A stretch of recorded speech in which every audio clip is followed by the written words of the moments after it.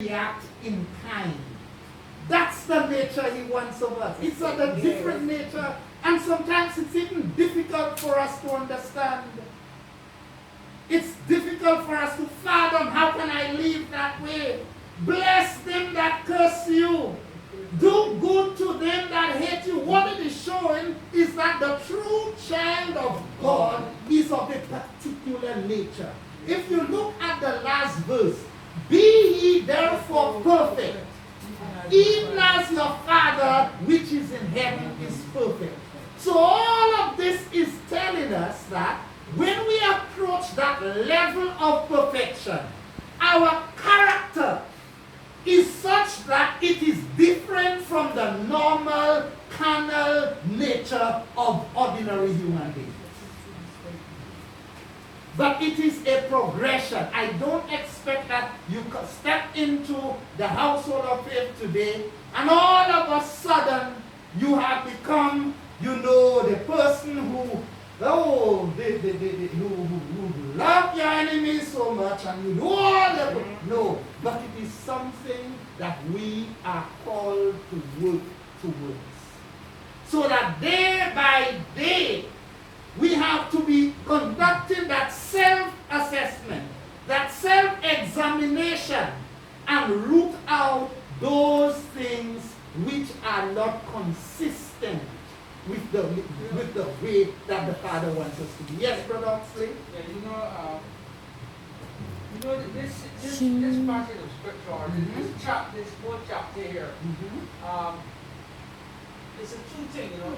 It's telling us that the scriptures are there, read them and so on, but sometimes things come up, and I gotta agree with the things you're saying. Sometimes things come up in our lives, suddenly, sometimes, gradually, and the first thing that we do, always the negative to what the word says, right?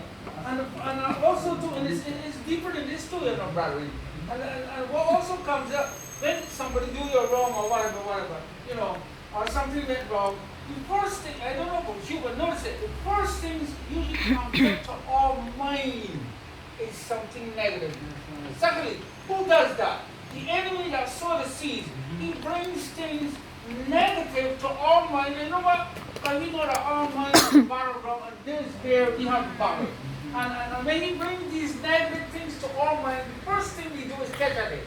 And when we catch at it, and if we are not careful of what we're thinking or how we go along with it. And when we go along with it, then we are going wrong. So therefore, I say that to say this. These verses of scriptures here is where we have the background in our lives every day. That's right. And this is where we have to be conscious and where we have to guard the things that we think. And this, that's why I said to you all some time ago that I'd be just going along, very good, and all of a sudden something bad comes to my mind. Just think about it. Amen. Anything that is bad comes to my mind. And you know what was happening? This is where it's all about. We have to be conscious and realize that it is not of God, it is of enemy sowing seeds, and if we don't be careful, we will lose out, and God don't want us to take. That's why there's another scripture that always says, whatsoever things are pure, whatsoever things are honest, whatsoever things are lovely, and there be any good report and any virtue, think of good things. I'm not saying we should think of good things all the time, because we be like robots going around the world thinking of good things, but we can't do that, but things come. Don't laugh, Paul. Things come to us from time to time, and we would know if we are conscious if they're of God or if they're of the devil. And you got to know for yourself, I got to know for myself.